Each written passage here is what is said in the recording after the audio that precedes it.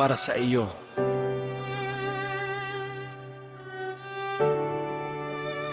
May mga araw na akala ko sigurado na ang lahat, na kung anong meron tayo ay mananatili, na hindi mo ako kailanman iiwan.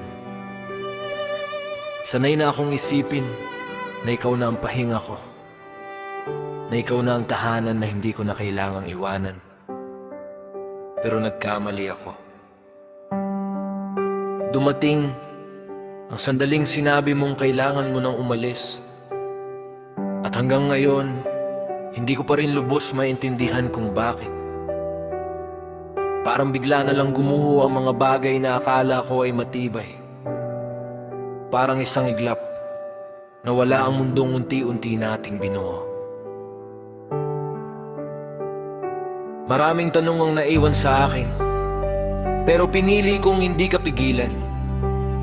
Hindi dahil hindi kita kayang ipaglaban, kundi dahil mas pinili kong mahalin ka sa paraang malaya ka. Sa huling sandaling magpapaalam ka, hindi mo makikita ang luha ko. Hindi dahil wala akong nararamdaman, kundi dahil ayokong gawing mas mabigat ang pag-alis mo. Itatago ko ang sakit, kahit paunti-unti akong nadudurog sa loob. At kahit masakit tanggapin, pipiliin kong palayain ang puso mo. Pero bago ka tuluyang mawala, may isang bagay lang akong gustong malaman mo.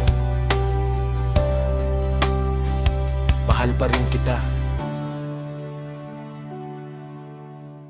Sa kabila ng sakit na iniwan mo, sa kabila ng lahat ng hindi ko maintindihan, naniniwala pa rin ako sa pagmamahal ko para sa iyo. Kahit ilang beses mo pang masaktan ang puso ko, may isang bagay na hindi magbabago: ang pagmamahal ko. Hindi ko alam kung tama ba ito o mali. Hindi ko rin alam kung hanggang kailan ko ito kakayanin.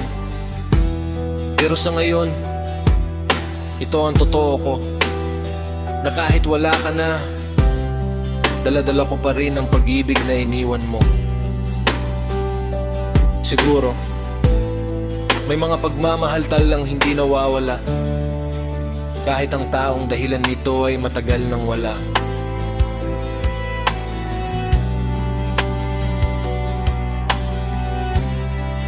Mula sa pusong patuloy pa ring naniniwala sa'yo.